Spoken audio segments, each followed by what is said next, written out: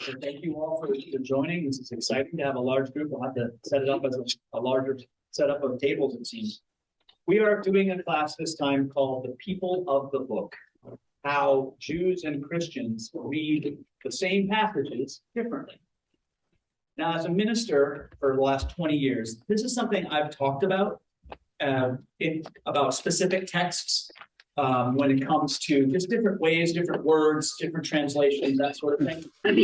But I felt like doing a little bit of a deeper dive into some of the similarities and differences could really help broaden our overall perspectives. Because a lot of us were raised, and I was too, thinking that the scriptures that Christians and Jews read are basically exactly the same, and we just sort of interpret them. And the truth about that is, that's partly right. It's partly right. There are some things we share in common. We share Genesis and Isaiah and the Psalms in common. But we don't use the same lens when we interpret them. We have totally different lenses. And that's important. That's relevant to us. So what we've learned over thousands of years being a church, it started off in the Christian church that it was all about having the right interpretation, the singular interpretation. And what we've learned over the years, especially in our denomination, is that we're not looking for consensus in our scriptural interpretation. We're looking to build our tools, to hone our skills, to build our sense of awareness of where we stand in our belief, but also to appreciate the magnificence, the broader magnificence of the Bible, and how then it might connect with others differently. And I think, could there be a more huge and life-giving approach to religion today than that tact? Because anything that builds broader understanding and appreciation, even of difference, is vital to our survival as humanity, as churches, as all of it. So this type of conversation, I think, is quite important. I remember having conversations with my best friend when I was, early years, up to 13. My best friend was Scott Greenbaum. And so he was Jewish. And I always used to say, well, we're reading the same Bible. How do you not see Jesus in it? How do you do that? I had all my assumptions. It was a very kind of an open question, but I just wondered. And I had all these attitudes about that we were reading the same thing. And I couldn't be further from the truth in that. Because we have two very different scriptures. Now, you may have heard this before, but I'll do just a brief survey. Within Christianity and Judaism, we all start with the book of Genesis. But really, sort of after that, it kind of changes. The Christian Old Testament is ordered so as to point to the story of Jesus. It ends with the book of Malachi, which is one of the prophetic writings within the Hebrew Tanakh, it's called. And I'll get to what that means and all that. But within Christianity, we have Malachi last. Why? Why do we have Malachi last? He's a minor prophet. But what Malachi does is at the very end of Malachi, he's talking about the return of Elijah. And he's talking about it in ways that anticipate someone we meet at the beginning of Mark's gospel and some of the early gospels. Can you think of who that is? And Elijah is one known to sort of have wild hair, be dressed in animal skins, eating honey, you think you have a connection? You see, within the Christian context, it points and it just pulls the story right along and brings us into the New Testament, where we are introduced to John the Baptist, and then it's all Jesus, fulfilling the prophecies, and the gospel writers are often pointing back and saying, see, this is what it really meant. There's a lot of that type of clarification, leading us then into the book of Revelation, which is a very fantastic book. It's a very dramatic book, but it's a book that ultimately is about God in Christ returning, coming back to take care of business, to kick some assets, and then reclaim. If you remember, at the end of Revelation, after all the brutality, there's something beautiful that it reclaims. And it's this large tree that's planted in the center of Jerusalem. It's a reclamation of the Garden of Eden story. And so in some ways, the Christian story is a linear story, but it does kind of bring us back to that which we lost, because within the Christian conception, we lost the Garden of Eden. There's a whole idea of original sin. We're going to get to that, but not today. Okay, so that's sort of the tact of the Christian Old Testament into the New Testament. Within Judaism, the Jewish scriptures, and they're properly called the Tanakh. If you want to pick the most correct or the best term to refer to the Hebrew scriptures, it would be the Tanakh, which is, it's an acronym. So Tanakh, T is for Torah, which means instruction or law. Then the end, and that's the first 5 books of the Old Testament: Genesis, Exodus, Leviticus, Numbers, Deuteronomy. Then there's a section called the Nevi'im, which is the prophets, and that includes Isaiah, Jeremiah, Ezekiel, and then this whole section that they have in one book called the Minor Prophets, and that was named by Augustine. Okay, not Jewish naming there, but the Minor Prophets, and that includes Hosea, Joel, Amos, Obadiah, Jonah, Micah, Nahum, Habakkuk, Zephaniah, Haggai, Zechariah, and Malachi. You know, all those. And the only reason they're called Minor Prophets is because they're shorter books. That's it, and not because they're smaller or they're less impactful.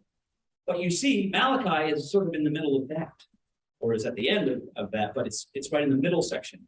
And then they end, the last part of the Tanakh is the Ketuvim, which means writings. So books like Psalms, Job, Esther, Proverbs, Daniel, these are writings. And there's a different understanding of these. They're not necessarily viewed historically the way we do as Christians, okay? But there's a whole different order here. Most Jewish Bibles, or the Tanakh, ends. Does anyone know what book the Jewish scriptures end with most commonly? Because there are some versions in the Middle Ages that were different.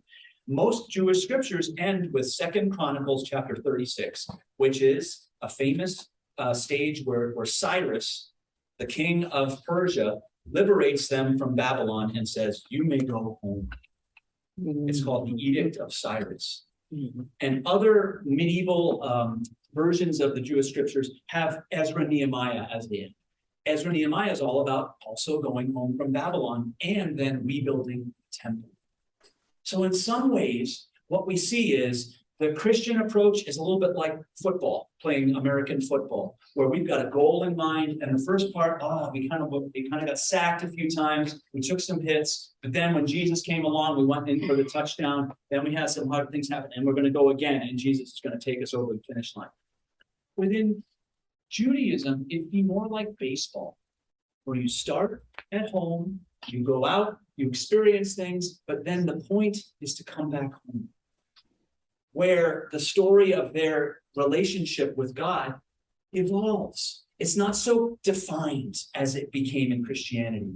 So it's 2 different sort of approaches there to telling the story, not the same scriptures at all.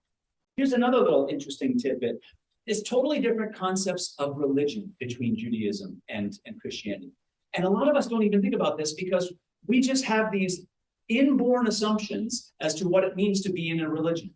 For example, most Christians, especially Western Christians, understand that we become Christian by most often a statement of belief. Maybe it's certainly within Protestantism, it'd be like confirmation.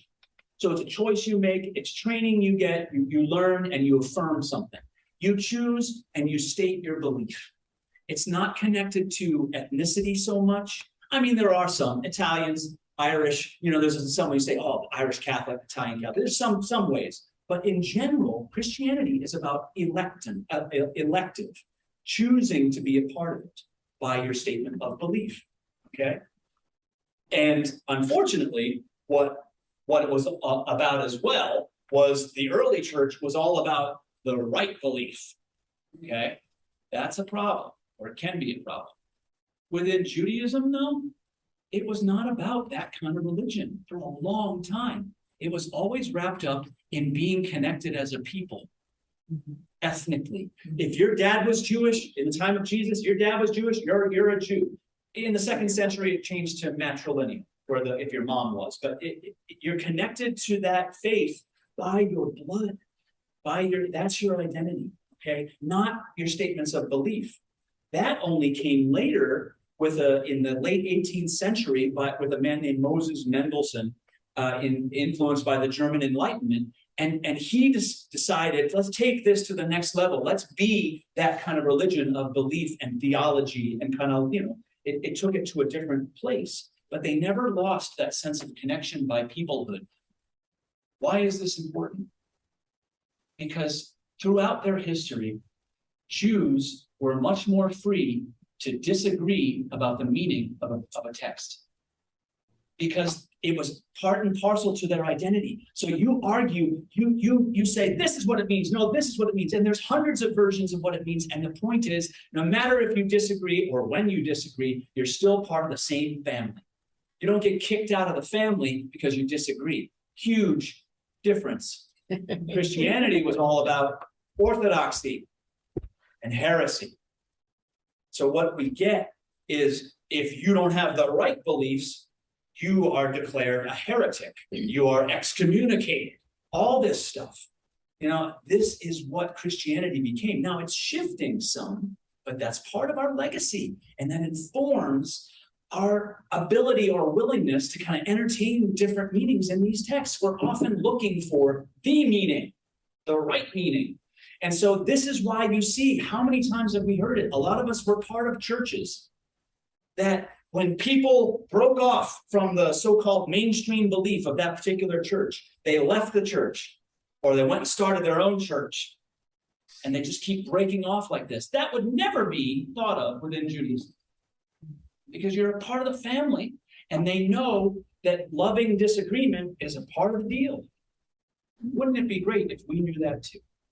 Now, I feel that within our church context, we have developed some of that. But it's practice, because we have a legacy that we've received. And we have voices within our own heads and voices all around us in our families and friend structures or whatever, that are often telling us, no, this is actually what it means. I can't believe your church is telling you that, and that sort of thing, where they're sort of then questioning, your sense of connection and relationship. That type of concept, that idea of religion is just, it's not a part of, well, it's a little bit a part of, but their legacy is about, we're connected because we're people together. You don't get kicked out because you disagree. That's huge. And that's a part of what we will understand as we look at these scriptures, appreciating those different types of approaches to religion. And then the last thing I want to say is, we just have different translations. Christianity used what's called the Septuagint, the ancient Greek translation of the Hebrew for their Old Testament. Okay. Okay, so what? Well, the Jewish, the Tanakh uses the Hebrew as much as possible. Now, a lot of that has been lost. So they're using Masoretic text. The Dead Sea Scrolls were very instructive, but they are trying to stay locked into using the Hebrew, the original Hebrew and or Aramaic, as their defining language within their scriptures. Whereas we have the Greek. That necessarily gives us a layer of interpretation. And as we will see, that leads to some distinct differences in appreciation of certain words, which then become very important to our understanding of some of these stories. Okay, the birth of Jesus being one of them. And there's the Hebrew word alma and the Greek word parthenos, which means virgin versus young woman. We're going to get into that, but you see that if it's virgin versus young woman, it can change. Whether it's in Isaiah or in the birth of Jesus story, it changes our appreciation of what that is. The point of this is not to say, okay, so that's wrong and that's right, and this. I've already said that, but just to say, a class like this helps us to maybe engage our own path and to hone our skills so that we can learn how not only to articulate and appreciate these stories in our own faith and connection to it, but to learn, what it comes down to learn how to disagree with more respect and love with other people. That's what it comes down to. I often say, if I can have a defining feature of a church, I would find it to be more important that we disagree with love than agree on all things in love. Because that's where the rubber meets the road. When you can stay connected through disagreement, that's it. That's church. That's life-giving. And it's true in our interactions, it's true in our politics, it's true in our biblical interpretation.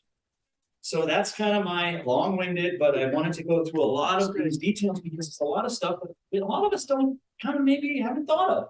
I will have notes for people, so if you were like, that was too much, I have it, so I'll be able to get that to you. But I wanted to kind of open it up to you. What, if anything, stood out to you in that, or what are some of the approaches that you bring to a study like this? What's your understanding? What's your previous background in appreciating some of these differences that I've been highlighting? Watch the screen too, if anyone wants to raise their hand. Barbara? Well, I must have been living under a rock, but I always thought the first 5 books of the Old Testament were the Torah, and they were exactly the same. And so the Jewish people basically believed the same thing that we believed. Well, we'll see how that's true and not true. You're right. The Torah is the first 5 books of the Bible, as I was saying, is part of the Tanakh. And the order is the same at that point. But the lenses are different. The lenses, and we'll see that even in the creation story. We'll see that when you have different lenses and you're seeing things in there that others aren't seeing, it doesn't necessarily make one right and one wrong, but it makes you have to account for those differences and not just pretend that the way we've all been taught is the only way or the right way. That's where I think we get into trouble. We'll kind of remove that inclination, if we have it, from ourselves. Not because I'm looking to get wishy-washy faith, but I want to get more connected to the broader speaking, the broader truths within these scriptures. And they do speak differently to different traditions. So yes, the Torah is the first 5 books, but it changes dramatically after that. And then, what do we make of the Torah? What is the Torah telling us? That sort of thing. Like I mentioned, when the early Christians read the Garden of Eden story, they had a very distinct view of what it meant, what it was all about, and it was quite negative. The Jewish understanding of that Garden of Eden story, the Adam and Eve stuff, and we'll get to that next week, is a totally different approach and much more positive. Okay? It's good to know what the differences are and why. Anyone else have any comments or questions? Jay? Yeah, in the Jewish tradition, I'm not very familiar with it, and I'm sorry for that, but the disagreement you talk about, is that where Orthodox Jews come into play? And it's not in different types of Judaism. Is that where the disagreement comes into play, or it's just different cultural technique? It's a lot of all of it. Some of it's cultural difference, but a lot of it's just disagreement in scriptural interpretation. And then you kind of do get to these places where we're going to approach it this way. So you have quite different viewpoints within conservative Judaism, Orthodox Judaism, and Reformed Judaism, but they're all still part of the same family. Within our tradition, if you have a fundamentalist Christian and a Catholic, many fundamentalist Christians do not view Catholics as Christians. That's a fact. So that's the difference. This is where, within Judaism, there's difference, but it's still connection within that. So, and I hope that we'll get to know a little bit more about some of I'm not saying we're going to learn about Orthodox, conservative, and Reformed Judaism, but I hope we do get a little bit more connection to some of the, the ways that the Jews kind of interpret and utilize these stories. Did you have something? Yeah, well, I have a question. Do you have a Bible? I have the John MacArthur Study Bible. So if you know John MacArthur, the viewpoint and what all his notes are saying. Yeah. Which is one viewpoint. Yes. Is there another Bible that you would recommend that is more, maybe shows not just this one way? Definitely. And again, I like a variety of Bibles. So don't throw out that John MacArthur Bible, because I think it actually will be quite instructive for some of the ways we're going to be talking about these stories, because it'll have a very specific and ardent, often, viewpoint. And this is what we're talking about. But the NRSV, or the new one, is the NRSV UE. New Revised Standard Version, updated edition. It's actually it's good. And I'm utilizing that in our scripture readings for today. And you'll see the Bible I have right there. And there are these are Revised Standard, so they're not the new ones, but they're not bad either. King James is beautiful, but it's not the best translation in terms of accuracy. It's still beautiful and valuable. I love the Message because it's accessible. And it's very common, plain English, or actually very poetic. but it's a nice one to utilize as well. So I think having a variety and just comparing them can be very instructive. Marilyn? Yes, I am attending another Bible study group that's led by people from Weimar. And I'm going there, connected with where I now live. And their interpretation is often quite different from the one that I'm used to. But I just find it so broadening. Yeah. I mean, I'm not sitting there in my mind arguing with them, and I certainly don't argue vocally. I mean, it's their Bible study. I'm not going to come in and try to influence them to see things differently. Right. But I just find it to be, all of a sudden I'll think, oh, I never thought of that before. Yes, within Christian culture, it is more acceptable for us to enter someone else's space, especially when it comes to a Bible study, and treat it as sort of its own sacredness, sacred space. And we often enter those spaces with an implied lack of permission to kind of fully engage. We sort of want to be good listeners. There's value in that. I promise you, though, that if it was a group of Jewish studiers, that is a totally different approach. It's much more engaged. It's much more talk over. It's much more about, I want to share with you my interpretation, because it's assumed that a Bible study is not about one perspective. It's about a variety. And that's the richness of the conversation. That is what we try to encourage here. It's moving in that direction, but it's not really, well, for some of us it is. Some of us are just naturally argumentative. You know, it's part of our family. Absolutely. You know, we know that kind of family. We this caricatures all often, but it's a valuable way. Both are valuable. Listening and being discerning, but also kind of engaging and really playing with it like it's soil that you're growing something in. That can be really, really meaningful too. Can I add just one little thing? My impression of myself, or my goal, is to really not say a lot. But apparently I say more than I think. Because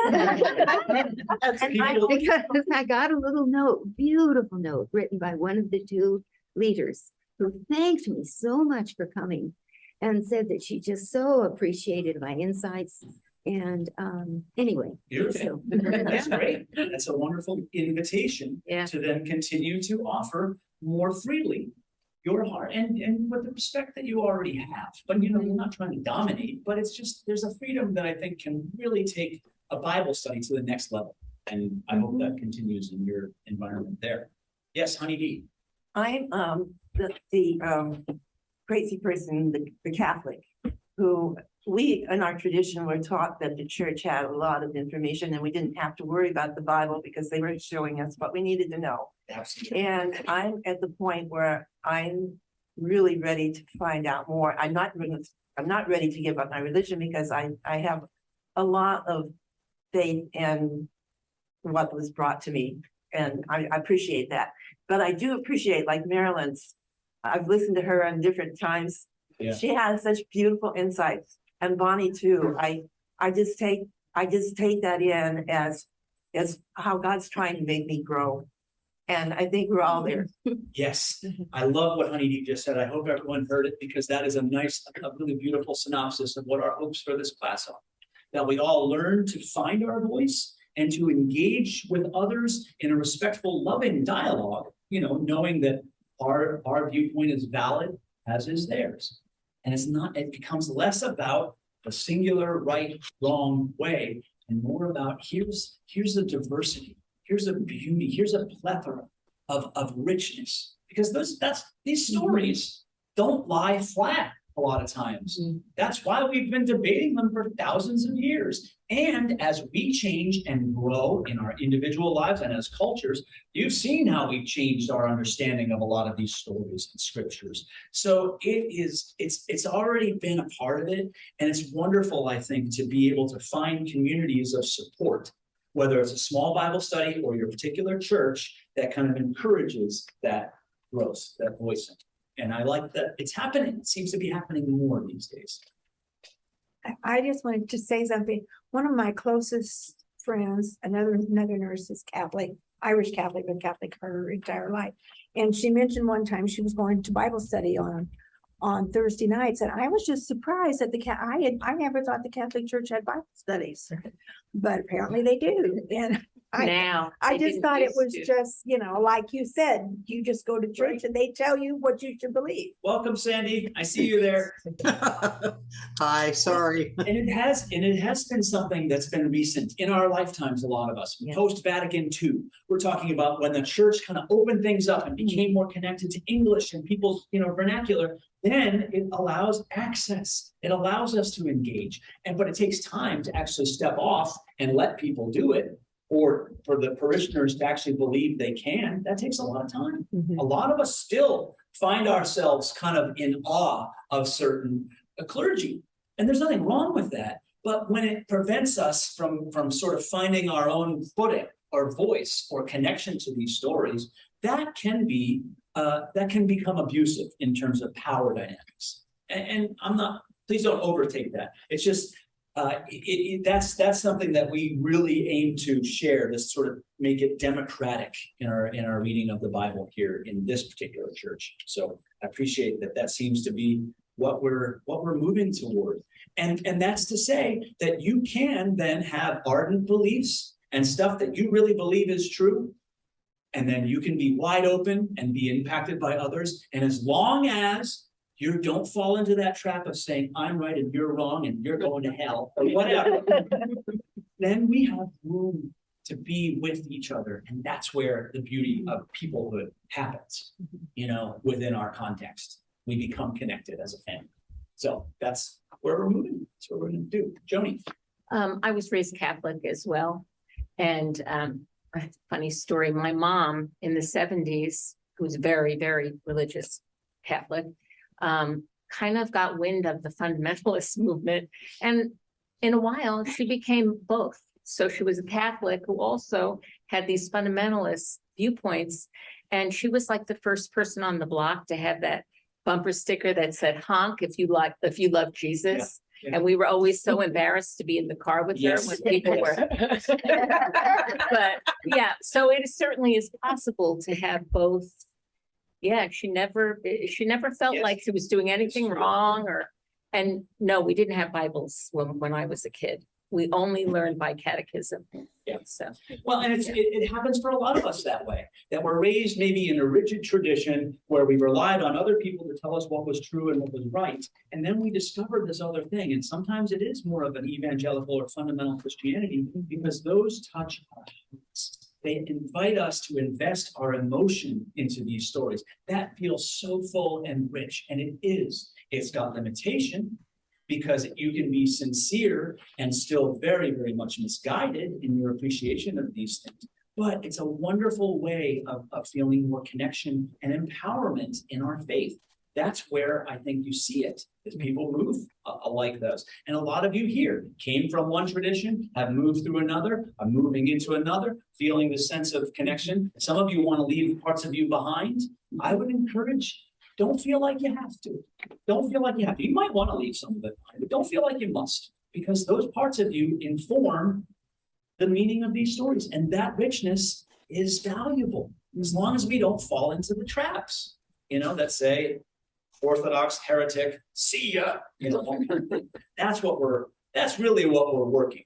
Okay. Staying together, loving disagreement, loving difference. Yes, Woody.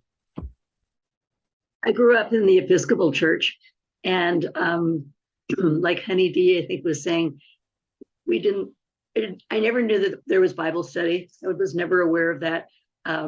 We were read scripture in service every week.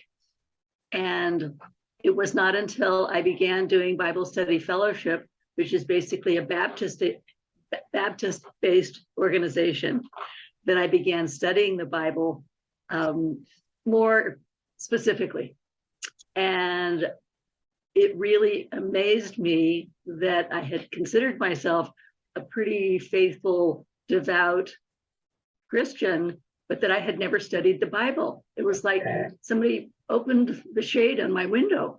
And it's been just marvelous to have that kind of chapter, line, and verse in introduction, and then to get into the way we discuss it within this church. And so, as you say, there really has been a rather circuitous journey of development, which for which I'm really grateful. Beautifully said, Gordy. You know, a lot of us were raised where we were given the food to consume, the meaning and the interpretation by someone else. And then when we're invited to the table to discover it for ourselves, some of us are a little tentative. Some of us just dive right in. And it's really about learning that all of those are okay, but you have a right to be at that table. You know, you have a right and a responsibility. Okay, it's not just that this comes to you. No, it's work.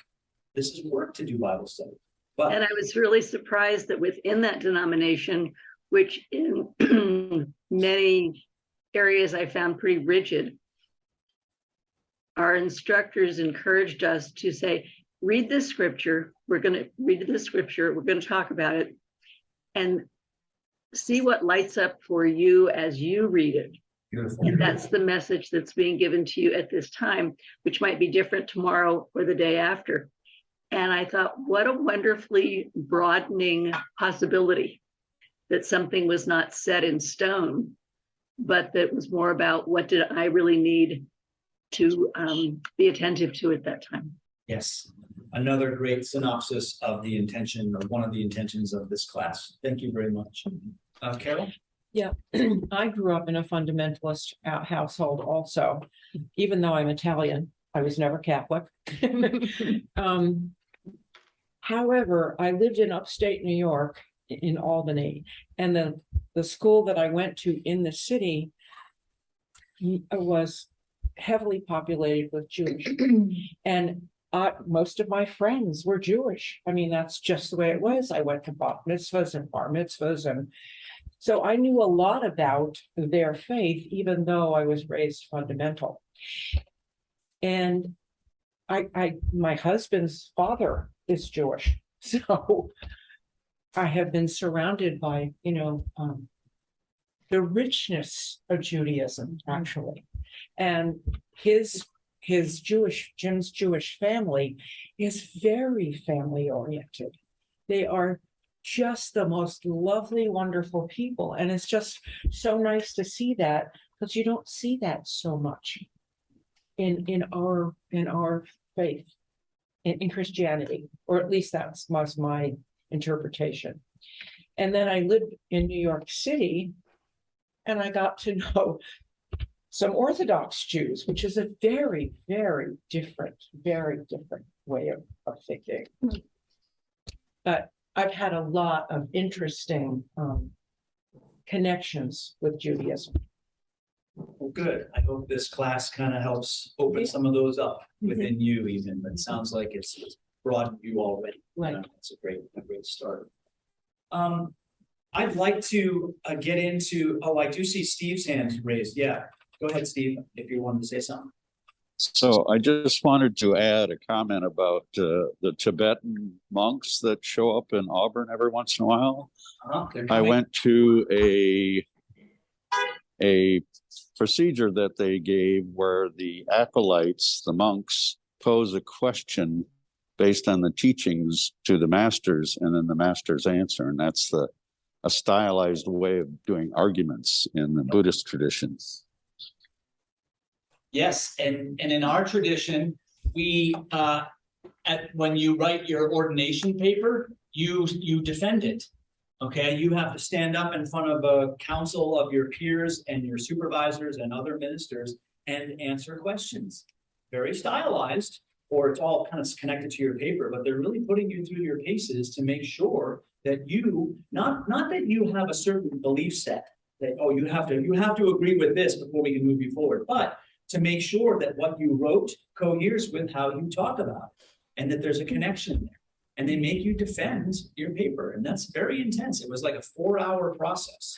When you get approved for ordination, to stand up and for that portion. It was not easy. It was very stressful. Once you're in it, you're just sort of like, it flies, but it's just very stressful. Did you have that, Ken? Did you have something like that? Ecclesiastical Council, I think it was. Anyway, this is really rich. I feel blessed that we are all in this room together, and I hope that this class continues to allow this kind of sharing that we move through some of these texts. So because our classes will tend to run about an hour to an hour and 15 minutes, I want to kind of move now into the scripture portion of the story we want to talk about today. And that is the first story of creation, first chapter or two, or first single chapter with a little bit of chapter 2 in Genesis. And then also I'm going to start with John, the Gospel of John, chapter 1, first 5 verses of John chapter 1, which is also a creation story. So what I'd like to do is, if someone, I was going to have us read the entire Genesis passage. I don't know. I feel like that's just so much. I'll do like excerpts from it because I have an idea of what I want to cover today, and hopefully you kind of know.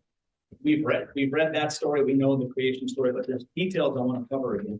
Could we have a volunteer online? Because I think we can hear your voices fine and it's not too long. Could we have someone read the John 1 verses 1 to 5 passage? Barbara Tillman, thank you. In the beginning was the Word was with God, and the Word was God. He was with God in the beginning. Through him all things came into being. Not one thing came into being except through him. What has come into being in him was life, life that was the light of men, and light shines in the darkness, and darkness could not overpower it. How far do you want me to go? That's it, just verse 5. And Okay. what translation was that? That was the Jerusalem Bible. Okay, the Jerusalem Bible. Thank you. Yeah, I think actually let's do make a point if you can, if you know it, say the translation too, because I think that's that can become helpful. Okay, so there's that sort of initial portion of John's gospel, which is John's sort of creation story. And in that, you see some key phrases and some ideas that I think will get picked up on in this other creation story that we have here. Would someone in this room with particularly that can project so the microphone can pick you up, would you start reading the first 5 verses of Genesis 1? Genesis 1, 1 to 5. Marilyn? Sure. Okay. In the beginning, let me explain. This is the New International Version. New International Version. Okay. In the beginning, God created the heavens and the earth. Now the earth was formless and empty. Darkness was over the surface of the deep, and the Spirit of God was hovering over the waters. And God said, "Let there be light," and there was light. God saw that the light was good, and he separated the light from the darkness.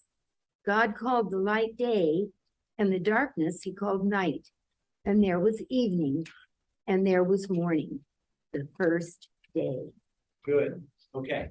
So we've got those 2 passages. We'll come back to other portions of the Genesis thing, but I want to just hold those 2 things in relief. Okay, so the John passage, what we heard, and then the Genesis passage. What connections do you see, if any, between those 2 passages?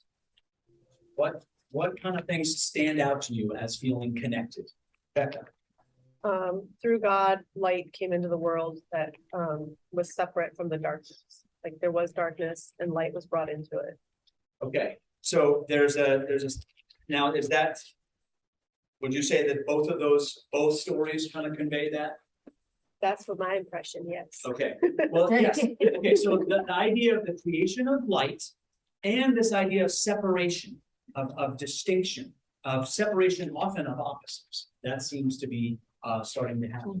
And in particular, John's passage talks about the birth of light into the world in a very particular way.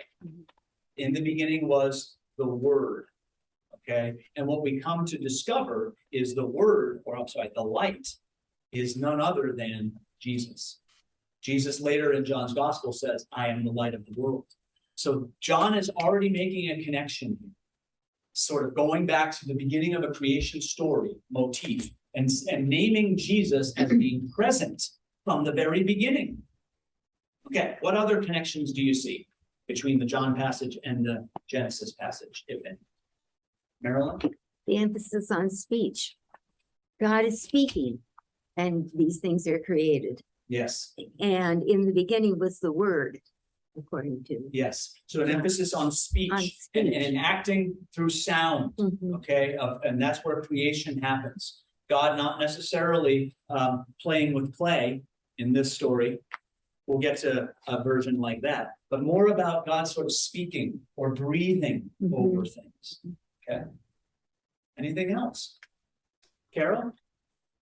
I have a study Bible, and in John, verse 5, it says, "The light shines in the darkness, but the darkness has not understood it." Oh, That's not, That's the Okay. NIV Bible too. and that what Bible is that? It's an Insight Study Bible. Yeah, and that's what mine Yeah, says the too. NIV. Mine too. NIV. It's an NIV. Okay, so these are, the NIV is a more, the scholars that got together to create the NIV tend to be more of the evangelical Christian scholars. Okay, so when we heard the initial reading of the Genesis first verse there from the NIV, it said almost exactly like the King James Version says, "In the beginning, God created the heavens and the earth." That is not what the Hebrew says. Yeah, and this is an NIV. Okay, so some of them are like based study Bibles. It can be a little like a combination. Yeah. of things.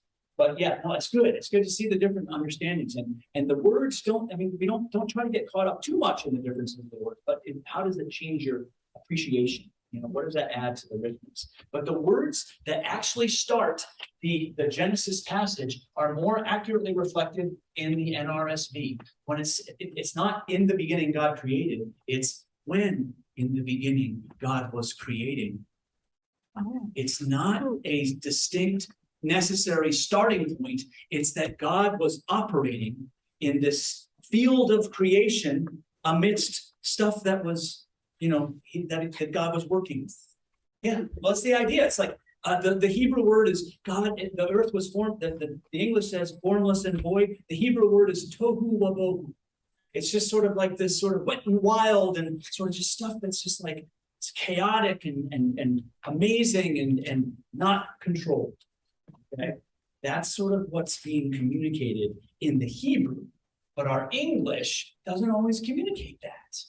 Becca? So this is just like my own off of that. It seems like the Hebrew then really supports the whole Big Bang idea, whereas I know a lot of the more fundamental Christians have always been very much opposed to it. But I find that very interesting because those two different concepts of bam, the world's created versus there's this big crazy mess happening within creation. Yes. It's just very interesting. I think that's a really, really insightful comment. If you heard that online, Becca's sort of commenting that the way that this initial entry into the creation story seems to suggest is that it's not creation. The Latin is ex nihilo. Okay, it is not creation out of nothing. It is an ordering of sort of formlessness, of something being there. Look at the way it's written. It's like over the waters of the deep. Stuff's already there.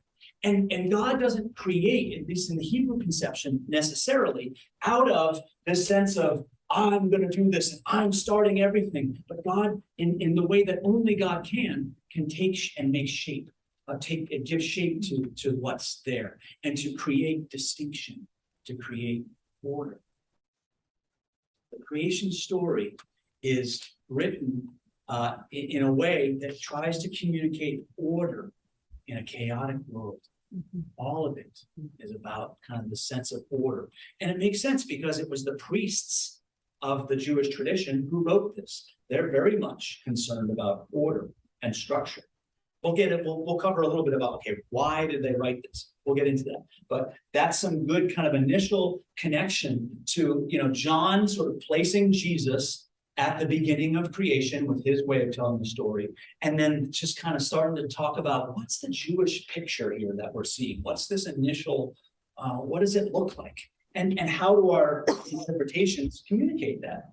Because it's not necessarily in the beginning God created, it's not a past tense thing. It's not God being the prime mover necessarily. It's God being the primary shaper. Okay, it's a bit of a difference. Questions about that? I just Bonnie? want to make a comment. In reading through, there's a lot, MacArthur has a lot that he says here, but, one of the thing that he seems to emphasize that in John, that it's highlighting the eternal pre-existence of the Word, which was Jesus Christ, and he goes on and says that that's why John didn't really focus on the genealogy of Christ the way Matthew and Luke did. He focused on the fact that Jesus always was. Now Right. that's He this locates interpretation. Jesus being with God, or the word being with God at the beginning of creation. Right. Exactly, and that is an emphasis point for John. And now we're gonna kind of pick up on that a little bit, as we move into a little bit of a different portion of the creation story. Like I said, I don't want to go through every single day because there's a pattern, it's just a lot. But I want to get us to a section of this story that has been interesting and confounding to many Christians in particular over the millennium. Okay, and what I'm talking about is Genesis chapter 1, verse 26. Now I want to lead into this a little bit. So we've got the creation of the light and dark and the days, and then there's the sky and the dome and that sort of thing. Continual, just as you read back over it, it's continual separation and order creation out of chaos. Okay, order. Now, who can, would someone be willing to read just verse 26 for me? Carol, thank you. Then God said, let us make man in our image, after our likeness, and let them have dominion over the fish of the sea, and over the birds of the air, and over the cattle, and over all the earth, and over every creeping thing that creeps upon the earth. Okay, That's NRSV. that's NRSV? Okay, so that, I hope you heard, and in your translations, I wonder if it all reflects this. The line is, God said, let us make humans in our humankind in our own likeness. It's a distinct plural term. Okay, what do you think, or what have you already, if any of you have, what have you been told that means? 3 and 1. Huh? 3 and 1. Trinity. Yeah. Yes. The Trinity. And John, the way John crafts his narrative, it sort of creates this idea that, oh, that's the Trinity. That's God speaking to Father, Son, Holy Ghost. Okay. Do you know that within early Christianity, that idea was already holding sway by the 2nd century, which is very early, Tertullian, and then Augustine picked up on it. And that idea that this line was God speaking to the rest of the Trinity became doctrine. By that, I mean, in the year 351, there was a special council that determined that the correct way of reading this story, to understand it correctly, was that God, in that when God's referring to us, it was God referring to the Trinity. And if you didn't believe that, if you didn't accept it, you were excommunicated. Okay, that's a very stark interpretation. And that is how ancient Christianity looked at it. And many of us have received that to this day, if you've received it at all. It's this idea of kind of making that sort of lie flat. What, if anything, do you think people within Judaism, how they look at this story? How would they look at it? Any ideas? Yeah. Well, I got this off the internet. Okay.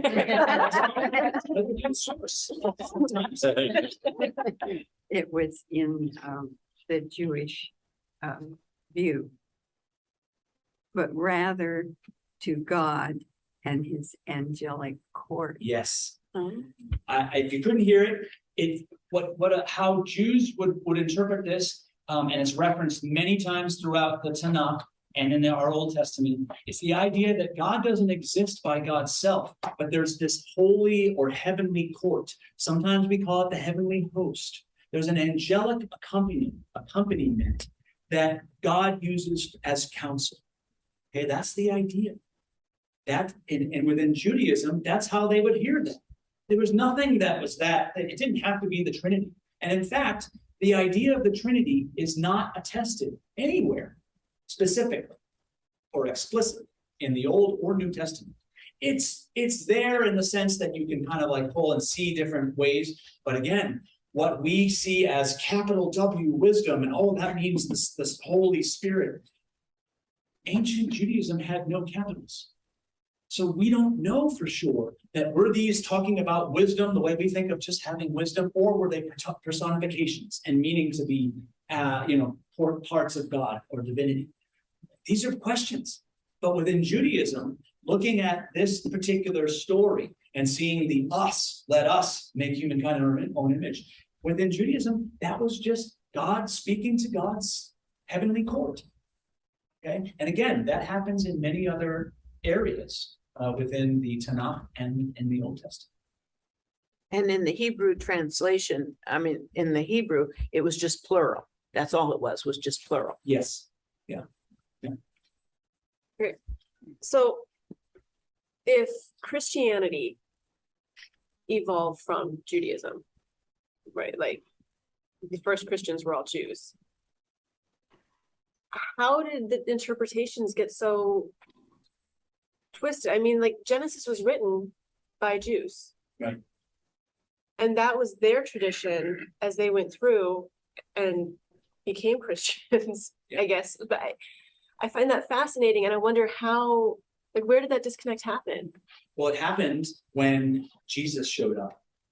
And within the Jews who were Messianic and saw Jesus as the fulfillment of the Messiah prophecies, they crafted a story that made it all make sense, that connected the dots within their understanding. It's not to say that it's wrong, but it is not sort of the way that someone who wasn't seeing that in Jesus would look at these stories. We would never even think to reorder the stories like that. It's kind of like, well, when I read Harry Potter or my favorite book, you don't jump from chapter 1 to chapter 6 back to 4, follow the order that the author gave you, right? That's just how the story was written. That sort of makes sense. But when you're crafting the story, you take all these sources and then you're free, and this is part of Judaism too, you're free to kind of grapple with them and work with them and try to find new understandings. And there's almost, like, just read the Gospels, and I know you already have, there's so many times where it's like, you've heard it said, but I tell you, that sort of thing. It's like a reclarification. And it can almost sound in some cases a little defensive minded, like we're trying to defend our take here. Because they were getting a lot of flack, and you can understand why. Because to change the story so dramatically, to reorder the books like that, to shape a new story and the telling of that story is quite a move. Okay, so you can see where that could create some tension. So it was a working out of ancient stories to craft a new sense of meaning when Jesus came along. Okay. Anyone online? I'm trying to look online if I see anyone have hands up or anything like that. Okay. So as we move through the creation story, I know we haven't read all of it, but it ends with at the end of at the beginning of chapter 2. The creation's been done after 6 days, right? And then it says, thus the heavens and the earth were finished in all their multitude. On the 6th day, God finished the work he had done, and he rested on the 7th day from all the work that he had done. So God blessed the 7th day and hallowed it, because on it, God rested from all the work that he had done in creation. So the movement of creation, it sort of moves us toward this penultimate day. The day of rest. Okay, the Sabbath. We're created, we're within the framework, the animals, everything else, but it moves us toward the Sabbath. Why do you think that is? Why is the Sabbath the penultimate expression of God's creative power and God's presence? What is it about Sabbath?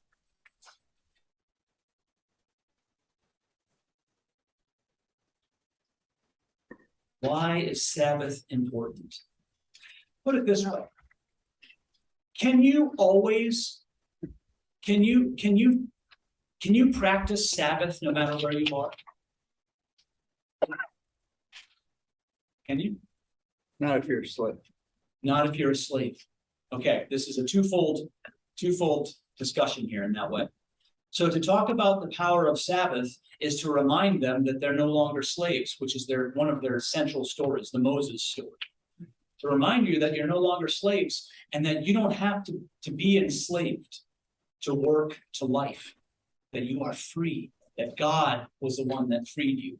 So to have a Sabbath day is to remind them of their freedom in God and with God. Okay, so yeah, only free people can take Sabbath. Can you, as a free person, can you practice Sabbath no matter where you are? Yes. Absolutely, absolutely. Why is that important within the Jewish story? Because they've always been scattered. They've always been scattered. These stories that we just sort of read, the creation story was written during the exile in Babylon. It wasn't written whole cloth there. These are stories that probably were handed down orally. But when you look at the Babylonian creation story called the Enuma Elish, you will see very similar succession. Okay, in the creation of space, time, day, night, all that. But the big difference within the Jewish creation story is that the Babylonian story, their seventh day ends with the creation of Babylon, the wonderful city on a hill, where the presence of God is known. Within Judaism, the seventh day creates the Sabbath, place where we can rest to remember that God is our God. What's the difference? If Babylon doesn't exist, then the story is, Yes. The Babylonians privilege a place because they have it. They have Babylon, but if Babylon doesn't exist, who cares what city? The Jews have a story that tells them that no matter where they are, what exile they might be in, however scattered they may be, they have time. They have a way of experiencing God that's simply connected to time, that has nothing to do with where they are. That is incredibly powerful. It's so powerful. So that aspect of the creation story is kind of what it's leading to, is to remind them that God takes all this and kind of finds order in the midst of all the stuff, and ultimately enables them to still find relationship, connection, practices that remind them of who they truly are. Marcia? So that kind of really that I know these books were written a little bit later, but now they're already past that in Babylon. So are these stories meant to be something else other than just creation? It's telling it's a parable story. Yeah. So I don't know if people online could hear that. She's asking, all right, so if these stories were written in Babylon, this idea of creation story, was it intended to mean something else other than just creation? What do you think? yes. Becca said yes. What's some ideas? What might it be telling us? It's an identification story. It's to unite them in their identity when they're surrounded by people who are not like them. Yes. And who often have power over them, or who might be, where they might feel very vulnerable. This is the type of story that gives them hope and reminds them who is truly in charge, even when they're under the thumb of someone else, whether it's Babylon or for the Christians, Rome. Okay. Now, the odd thing about Rome is a lot of us, we wouldn't be sitting here talking about this if Rome didn't come along and screw everything up. Because they made a state religion, and then it became this, instead of like this little group of people, all over the place, became like something that was preserved. And then we got all this research and theologians and all that good stuff. Of course, it was like, yeah, you do it our way or you're out, or you're dead. But it's just, so the fact that it was preserved the way it was gives us what we've received. And our job is to go back and pick through it and not just sort of say, okay, that's how it was. No, to look in it and see what are the ways that this story could be utilized beyond the sort of subject matter of creation. You know, a priest writes a story about God creating order out of chaos. It's got to be the most hopeful thing you can hear when all that's around you is chaos. It's not so important that it's science. What's important is it's defining an identity, a sense of relationship with God. That's the power of the creation story for Jews. Within Christianity, it's become somewhat different. Okay. Now, some of us have an appreciation of the story in a more Jewish type way of reading it, but a lot of us have seen it as more of, you know, and we see it. We see people that have a very sort of much more linear, literal kind of way of perceiving the story, that this is how God did it.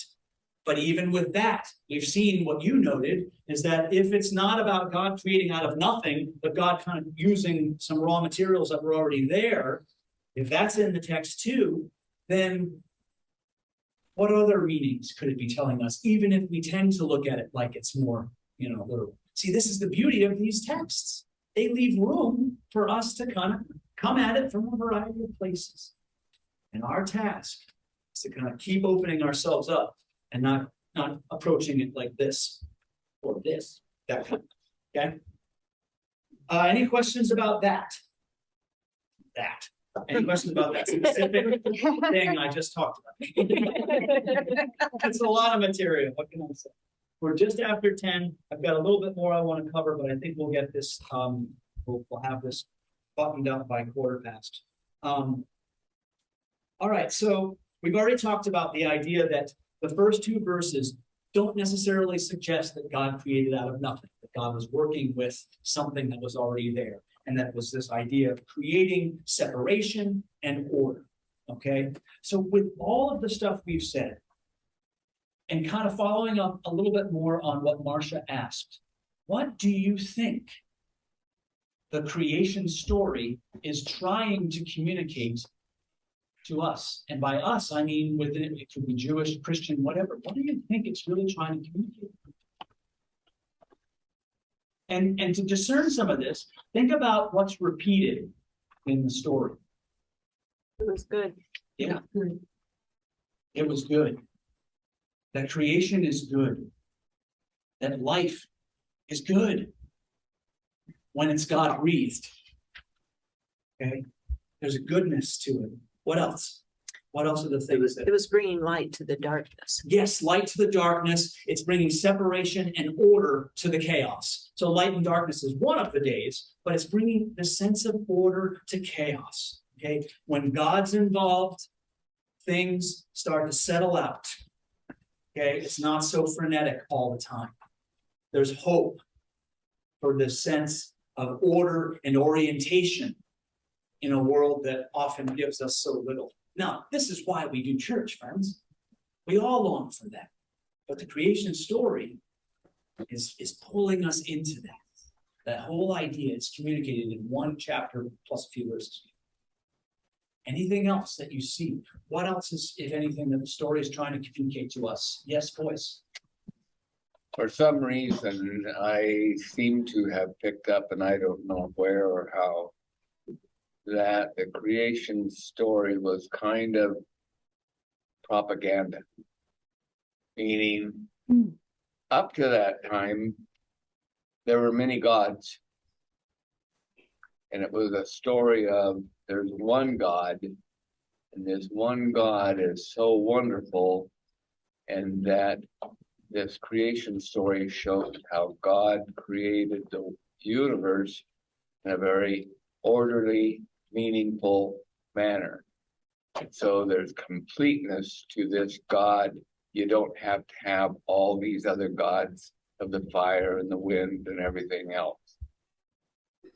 Well, the story itself doesn't really talk about that. It doesn't. Later on in the story, they go through this phase of, you know, having no other gods before me, you know, as they're doing their travels in the wilderness and they're coming across Canaanite culture and all these other places and they're influenced by them and trying not to marry foreign women and all that stuff.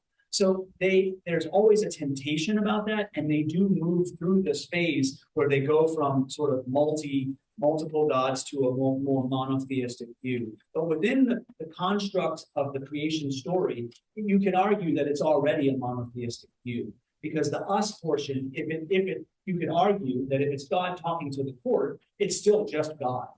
And by that time, in the Jewish practice, their conception, they did have a unified view of God. So that story, you could argue that it's already reflected in the creation story. It's like that.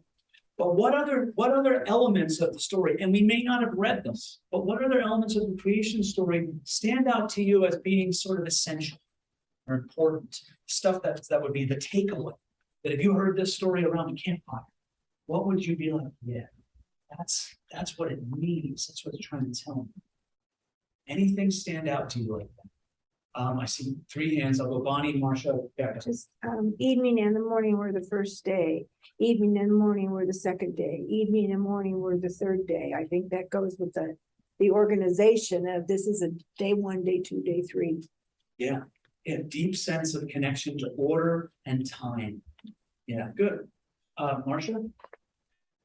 That he made humans Yes, to yes. run it. Yes, that God made humans, because look at, when you go back and you read the portion, that we started reading, the verse 26 and forward, it's God creating humans so that they can be participants in helping the world flourish.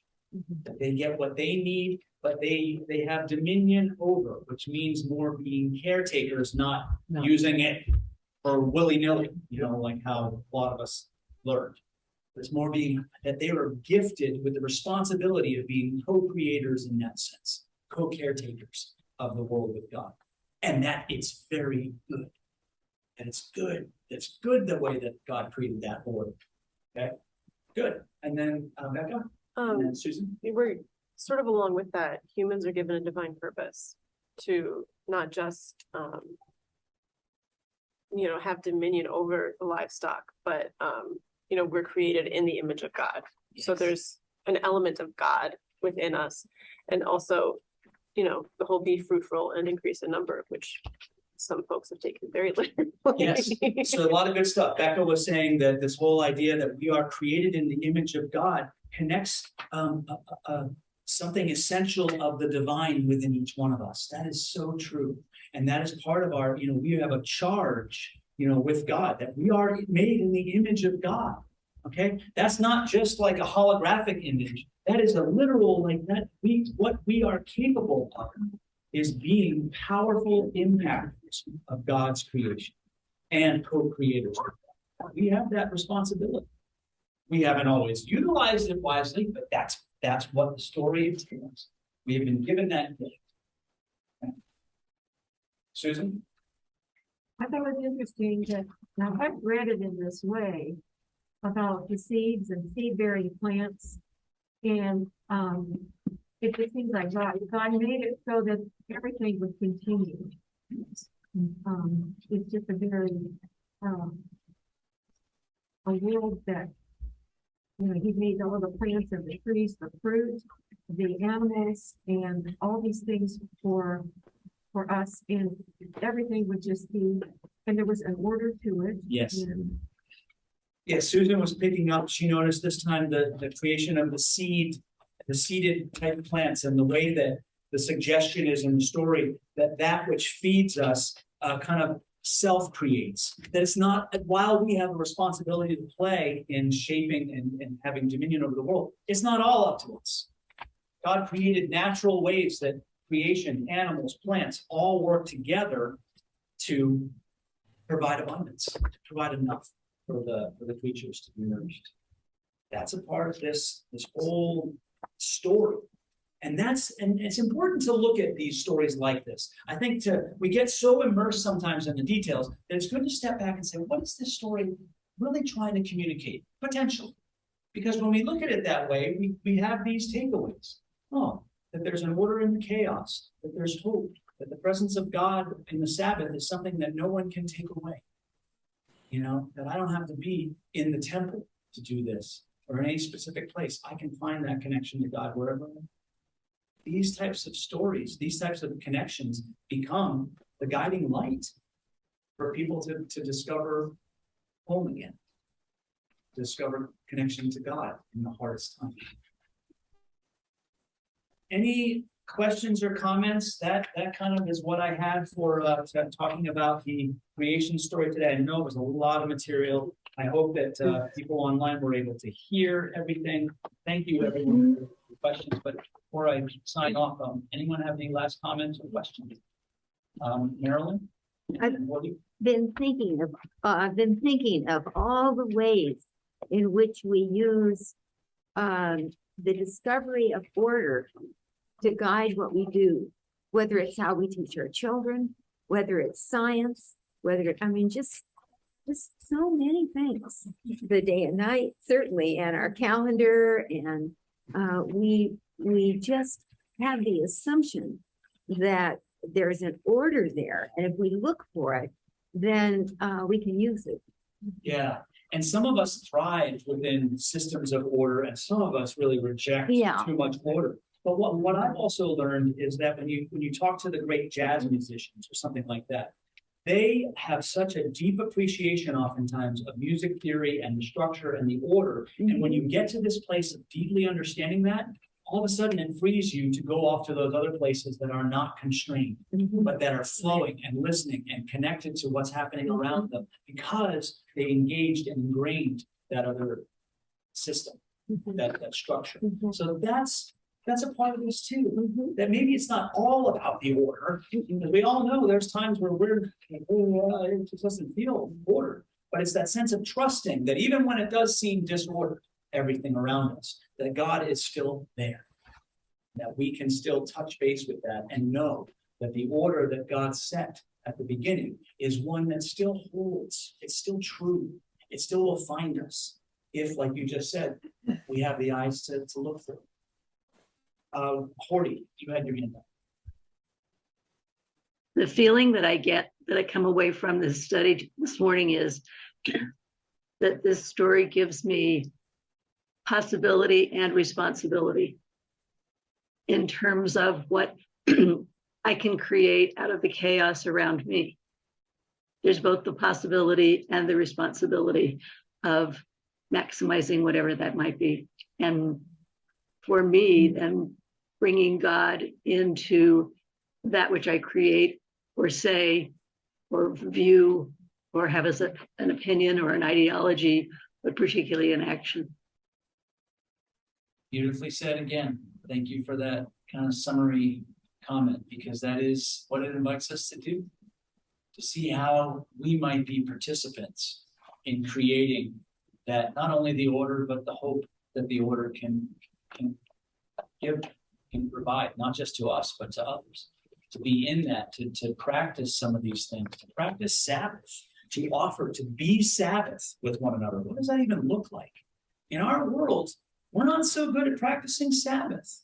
And yet this is the entire movement of the creation story ends, culminates in that practice.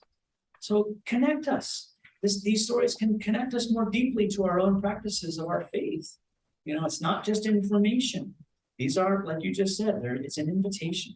It's a sense of possibility within our days, within the confines of our days, to discover new ways to access God.